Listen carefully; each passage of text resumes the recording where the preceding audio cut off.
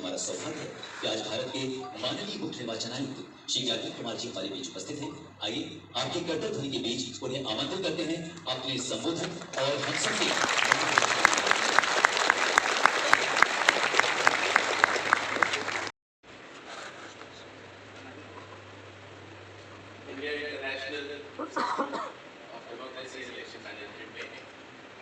आप सभी का चुनाव आयोग की तरफ से मैं बहुत बहुत स्वागत करता हूँ।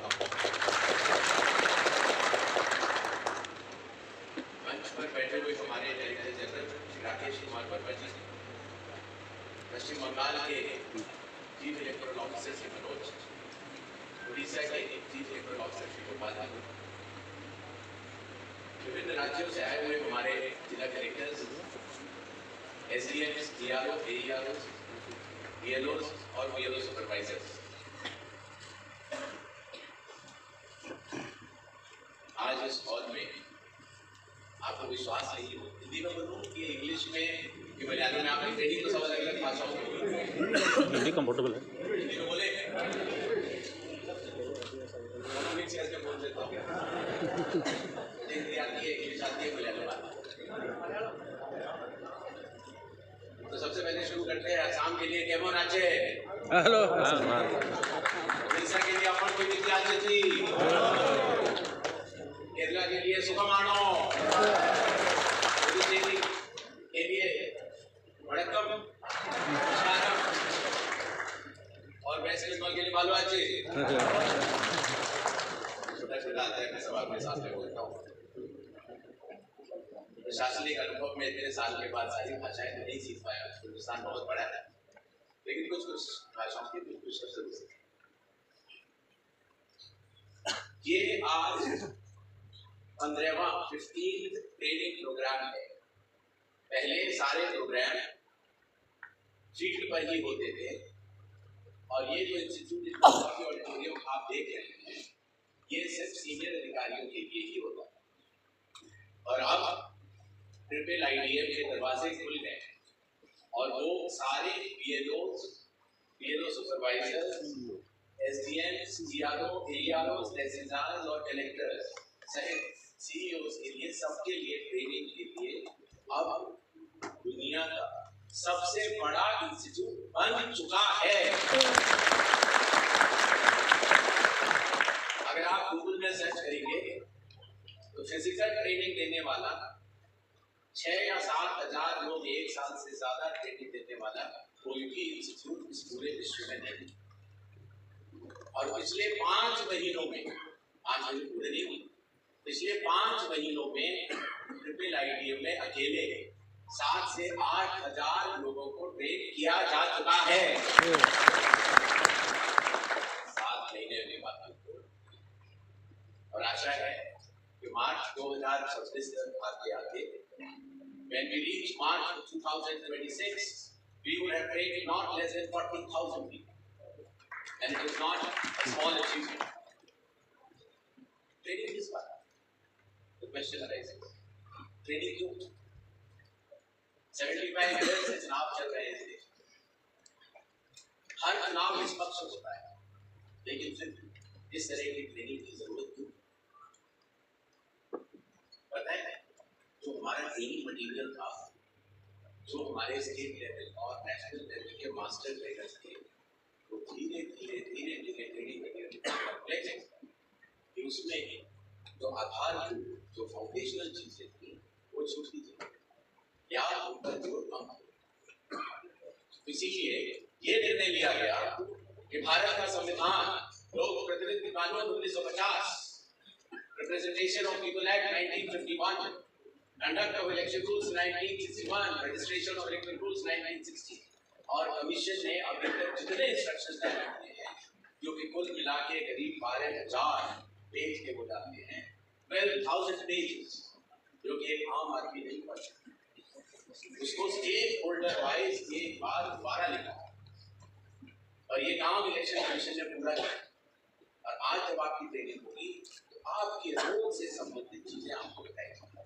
You will be trained for your specific role, which is simple, easy to do, and do it with quality and quantity.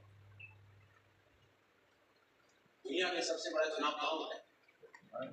Crore मतदाता, 100 करोड़ इलेक्टर्स बराबर हैं अमेरिका, कनाडा, यूरोप, ऑस्ट्रेलिया, पूरा साउथ अफ्रीका जोड़ दीजिए, फिर भी 8 करोड़ बच जाते हैं. 8 crores more than all these largest democracies in the world. It is something which the entire world can't believe. और पता है कितने लोग इस चुनाव में कराते हैं?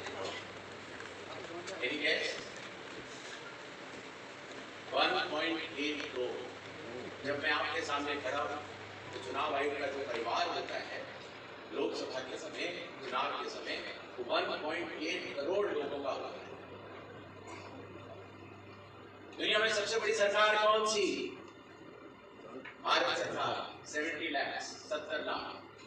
1.5 लाख. दुनिया में सबसे बड़ी प्राइवेट कंपनी कौन सी? वॉलमार्ट. 20 लाख एम्प्लॉइज. 1.5 लाख. 20 लाख. 70 लाख और 20 लाख कितने होते हैं? 90 लाख. सर दूसरा कितना होगा?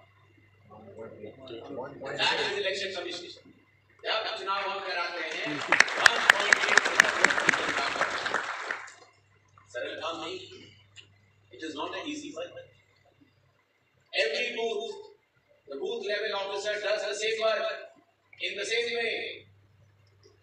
Every polling station, the polling is done in the same way. No right, no left, only as per law. पूरी दुनिया के लिए अजूबा है. लोग छोटे छोटे ऑर्गेनाइजेशंस में एक ही तरह से पूरा काम नहीं करा पाते और इलेक्शन कमीशन साल दर साल, ईयर आफ्टर ईयर वही काम 1.8 करोड़ लोगों से, उनकी निष्ठा से, उनके कमिटमेंट से पूरा करता है और पूरा पारदर्शी होता है. बड़ी विचित्र बात है. पता है इलेक्टोरल रोल कैसे बनते हैं? आजकल बहुत अखबार पढ़ रहे होंगे आप लोग. इलेक्टोरल रोल कैसे बनते हैं मैं बताता हूँ और देरी का हिस्सा मान. संविधान में एक आर्टिकल है 324.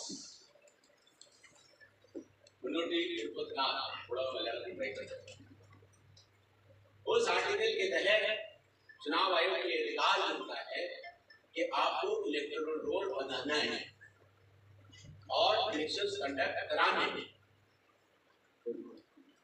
अधिकार तो मिलते लेकिन करेंगे. उसके लिए आता है आर्टिकल 326 और आर्टिकल 326 ये कहता है इलेक्टोरल रोल में उन्हीं लोगों का नाम होना चाहिए जो कि उस बूथ के ऑर्डिनरी रेजिडेंट है. वोट के बाहर नहीं बन सकते. अगर मैं दिल्ली में हूँ और मोती बाग में रहता हूँ तो मेरा वोट सिर्फ मोती बाग के स्टेशन पर बनेगा. आगरा में नहीं बनेगा, केरला में नहीं बनेगा. तो पहली कंडीशन ये है कि आपको ऑर्डिनरी रेजिडेंट उस बूथ का होना चाहिए. दूसरी कंडीशन है कि आप भारत के नागरिक होने चाहिए और तीसरी कंडीशन है कि आपकी एज 18 ईयर्स की होनी चाहिए. 18 साल की. ये कंडीशन पता है ना सबको? यस. कोई नई चीज तो नहीं है. नहीं सर. लेकिन क्या हुआ वक्त के साथ चलते चलते जब last intensive revision election commission ने कराया था, it was in 2003 in some states, 2002 and 2004 in some states. 21 years back. 20 साल के बाद एक बार फिर इंटेंसिव रिवीजन बिहार से शुरू हुआ है और अब पूरे देश में शुरू हुआ. छोटी सी बात समझा. कई लोग माइग्रेट करते हैं. कितना माइग्रेशन है किसी को आइडिया? लगभग 10 से 20%. मतलब अगर एक बूथ में 1000 लोग हैं, 1000 people, somewhere between 100 and 200 people have migrated. Why they have migrated? In search of jobs, in search because of marriage. Sometimes many names are there, but people have died. They are not there. So the actual names in electoral rolls and the real and the name in the list, the difference is about. Some people say 10%, some people say 20%. Okay? Clear? Any doubt? No, sir. What is the margin, victory margin between winner and the loser in any elections? Same. 3%, 4%, 5%, 6%, 7%. And the electoral rolls are way ahead, different by more than 10%. What should we do? क्या करना चाहिए? Electoral rolls को pure बनाना चाहिए. And who will make that? कौन करेगा? ले लो. आप सब और हम सब मिल के करेंगे और करना जरूरी है. और करना जरूरी है क्योंकि देश में डेमोक्रेसी का राज्य होना है. If the democratic integrity has to be protected, the electoral rolls have to be pure. रोज शिकायत है. कोई कहता है इलेक्टोरल रोल का नाम बढ़ा दी, इलेक्शन कमीशन ने बढ़ा दी. इलेक्शन कमीशन नाम बढ़ा सकता है क्या? लेकिन आता तो है, जवाब तो आपको देना पड़ता है ना भाई. कोई कहता है कि इलेक्शन कमीशन ने नाम काट दिए. इलेक्शन कमीशन नाम काटता है क्या? कौन काटता है? बीएलओ कहता है, बीआरओ काटा. ठीक बात है. अच्छा काम किसका? आप और कोई गलती किसकी? वो मेरी. इसी परिवार का मुखिया होने का becoming a leader is not easy. So if everything goes right, it is my team. If everything goes wrong, it is me, and I take full responsibility. No problem. Electoral roll का intensive revision Bihar में शुरू हो गया और आप सबसे यहाँ भी जल्दी शुरू होगा. आप सबसे यहाँ भी जल्दी शुरू. 2-3 कंडीशन. सबसे पहले किसी भी बूथ में 1200 से ज्यादा लोग नहीं होने चाहिए. क्यों? क्योंकि जब वोटिंग का दिन आता है तो भीड़ नहीं होती. क्यों नहीं? वोटिंग आराम से दे, आराम से सोच सकते हैं. जल्दबाजी क्या है? 1200 से ज्यादा इलेक्टर किसी बूथ पर नहीं होने चाहिए. दूसरा, बीएलओ साहब और मैडम लोग घर घर जाते हैं ना, वैसे भी जाते हैं ना. जाते हैं कि नहीं जाते? जाते हैं सर. घर घर जाते हैं, अपनी चेकिंग करते हैं. जिन लोग शिफ्ट करते हैं, एब्सेंटी है या डेड है, उनका नाम हटाते हैं. हटाने के बाद बीएलओ साहब को बताते हैं और बीएलओ साहब क्या करते थे? एक ड्राफ्ट रोल पब्लिश करते हैं ना. उस ड्राफ्ट रोल की एक कॉपी सारी नेशनल और स्टेट पार्टीज को दी जाती है कि नहीं? देते हैं. सीडी में देते हैं, प्रिंट आउट भी देते हैं. और क्या कहते हैं? अगर आपको क्लेम्स एंड ऑब्जेक्शंस कोई है, आप उसको 1 महीना या जो भी समय परिधि होती है आप दीजिए. ये जिला प्रेसिडेंट को ये अधिकार होता है कि वो बूथ लेवल एजेंट को नामित करे.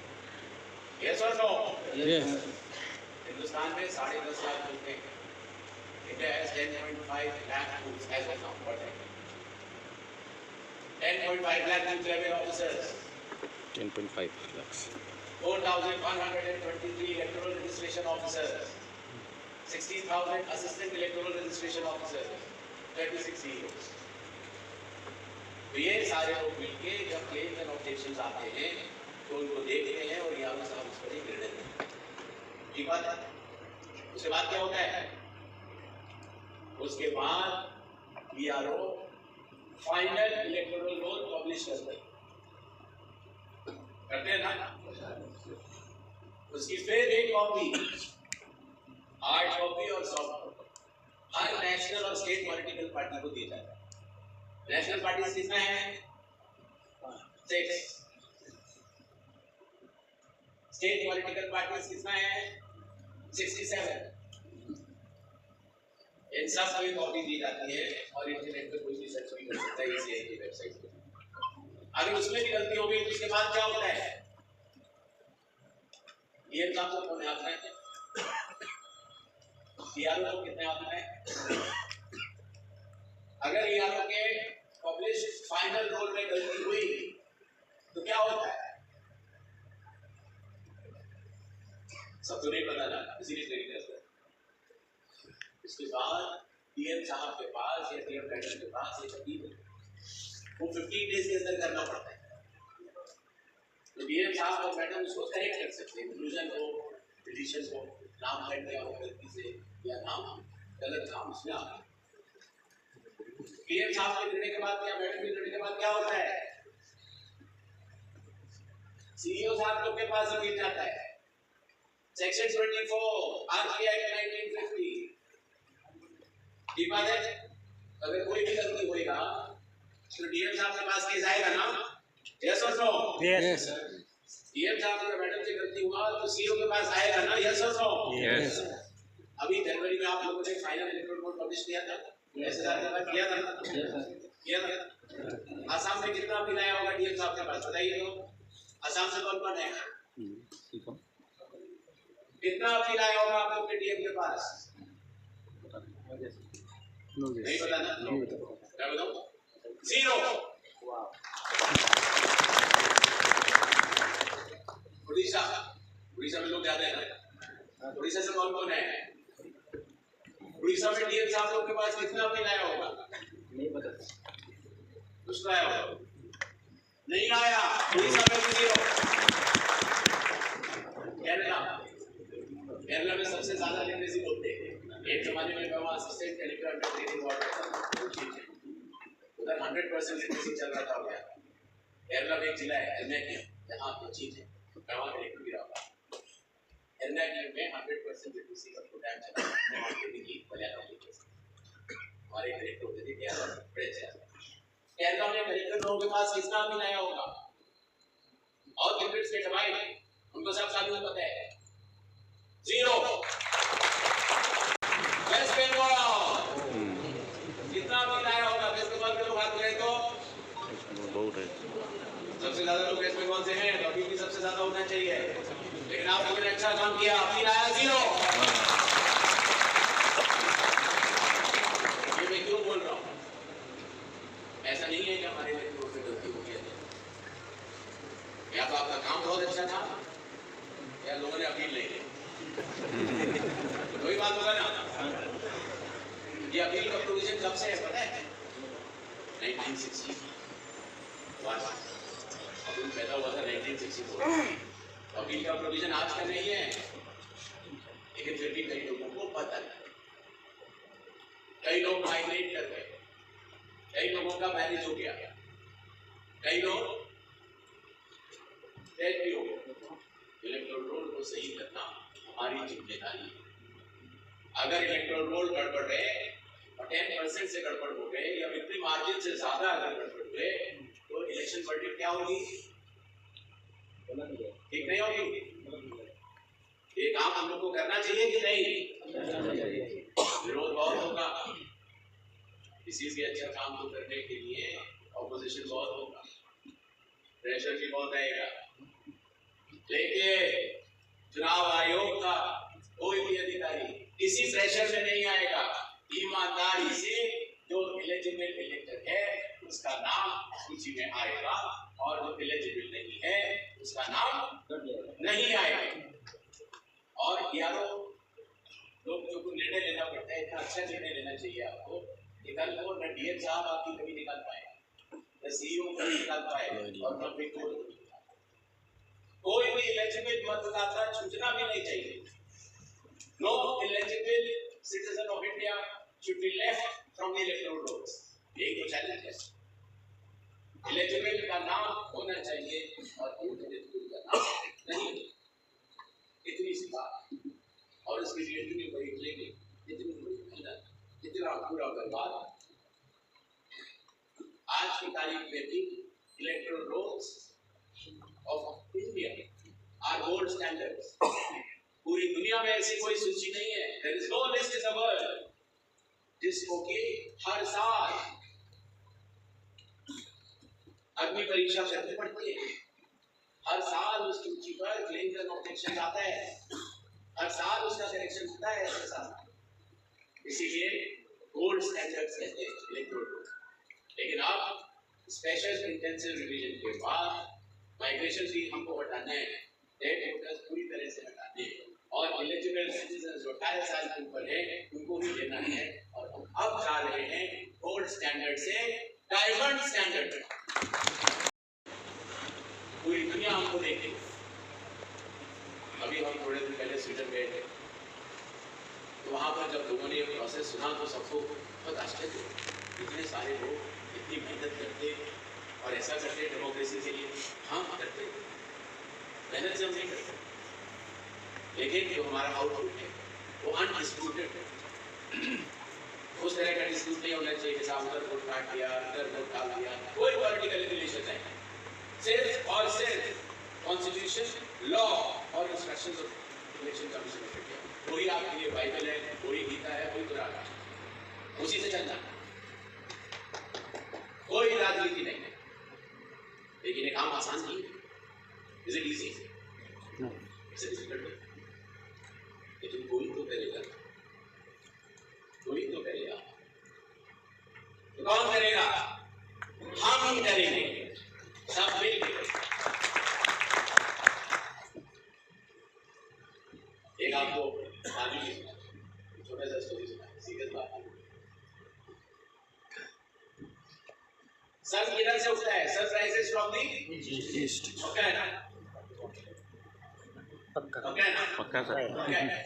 सब रेसिपी की किताब में लिखा हुआ है, साइंस की किताब में लिखा हुआ है। अरे छोड़ो ना, रोज सुबह के आप लोग चेक कर सकते हैं ना, करता है ना? Sun rises from the east, पक्का बात है, सबको दिख रहा है ना?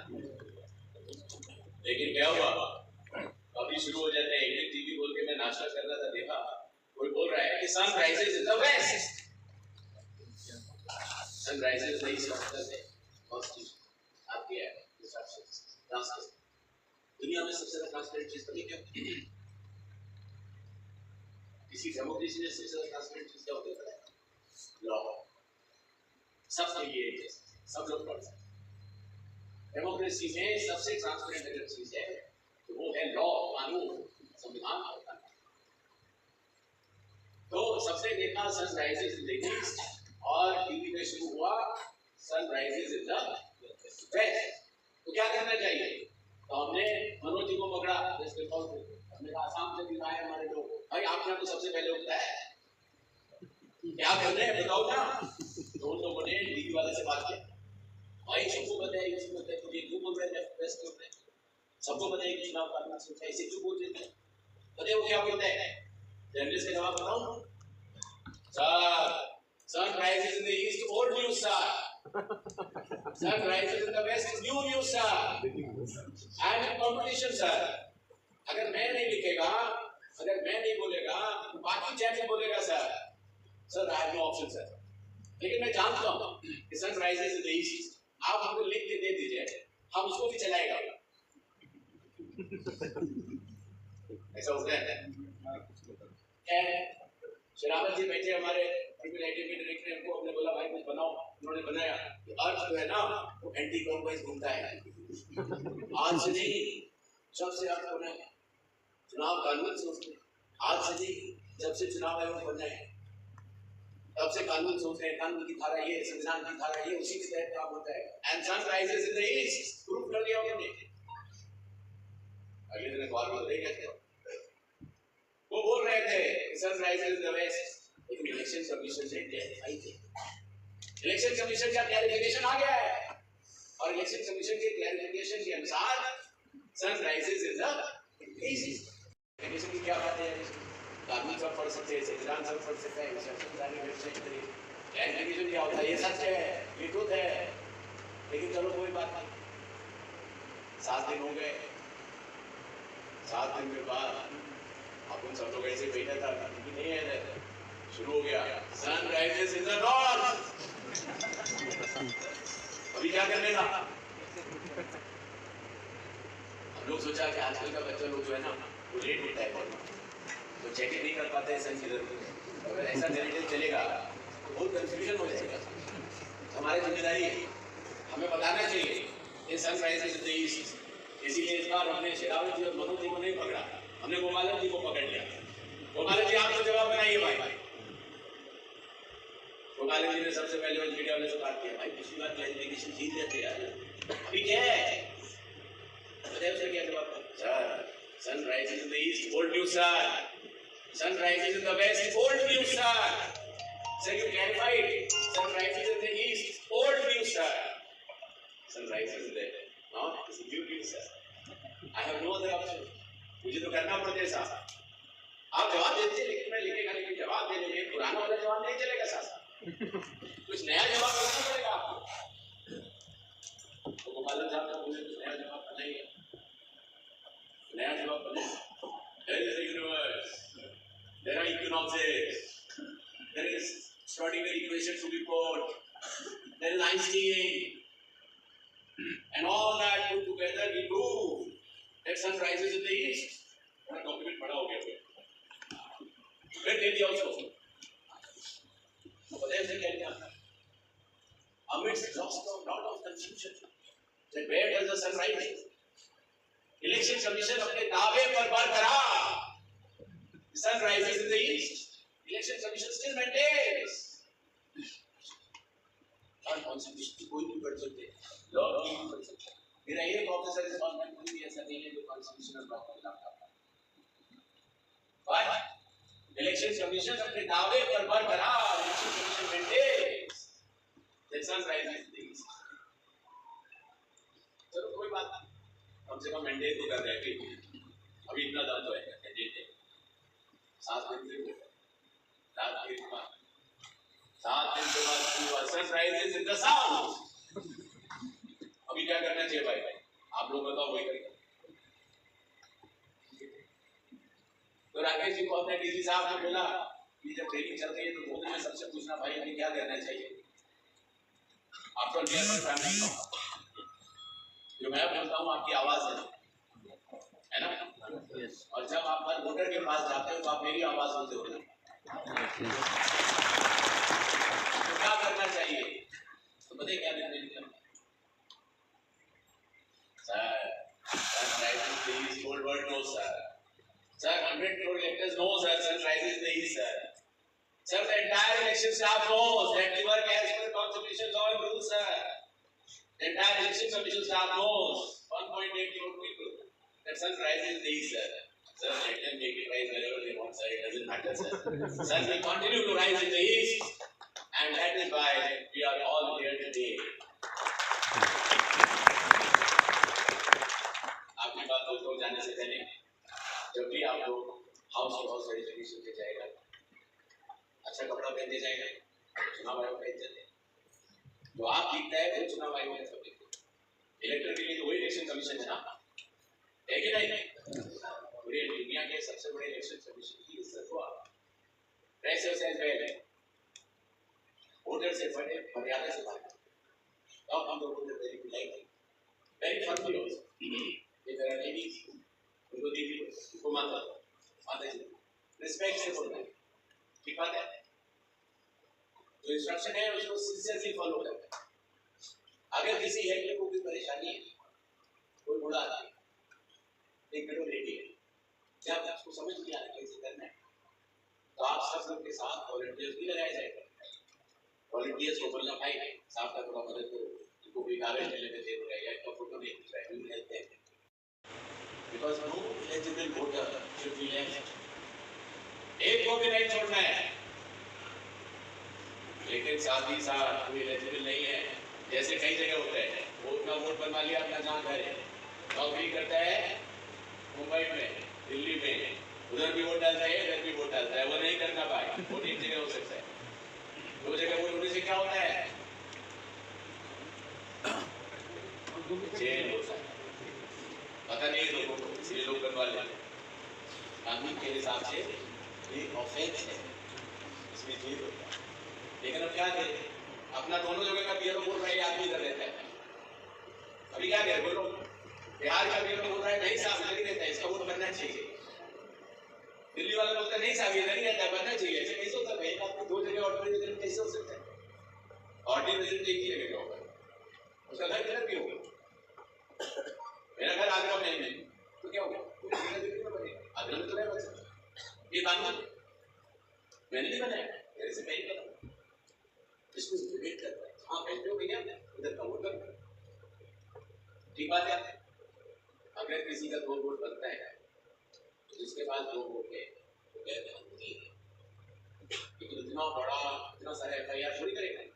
तो सबसे पहले लोगों को बताना है, लोगों को खुद ही बोलना है, आप सही कर लो भाई, स्पेशल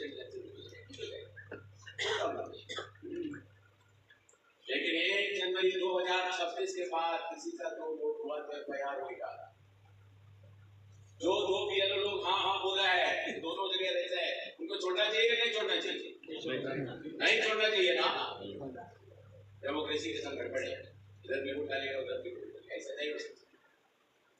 कानून का स्थिति भी बता दो, ट्रेनिंग का हिस्सा है, आपको बताइए ये सेक्शन 32 होता है, वो CEO से लेके DM से लेके DRO, BLO सुपरवाइजर, BLO तक पर भी लगते हैं। जो भी लोग एक्सप्लोर बोर्ड बनाता है, अगर कोई नाम छूट गया एलिजिबल, ठीक है, और अगर कोई इनएलिजिबल आदमी जिसका पात्रता नहीं है, तो एलिजिबल नहीं, उसका नाम आ गया, तो इलेक्टोरल रोल बनाने में जो लोग गलती किया है, तो 2 महीने से लेकर 3 साल तक से जेल होता है। इस कानून का उपयोग नहीं किया गया, इसीलिए धीरे धीरे सबने इस काम को बहुत टाइटली आप लोग काम कर रहे हैं, समझ लीजिए क्या कि हमें क्वालिटी देते हैं। एक वोट भी फर्क पड़ नहीं है, परफेक्शन में तो बहुत मेहनत लगता है भाई, लगता है ना। इसीलिए ट्रेनिंग प्रोग्राम है, आप सब लोग आए, आप सबका बहुत बहुत स्वागत है। इस आइडिया को अपनाइए, इसको अपना मानिए, और जो आप लोगों में से अच्छा सीख के जाएगा वो असेंबली लेवल का मास्टर ट्रेनर भी बनेगा, और बार बार हमारी आपकी मुलाकात होती रहेगी।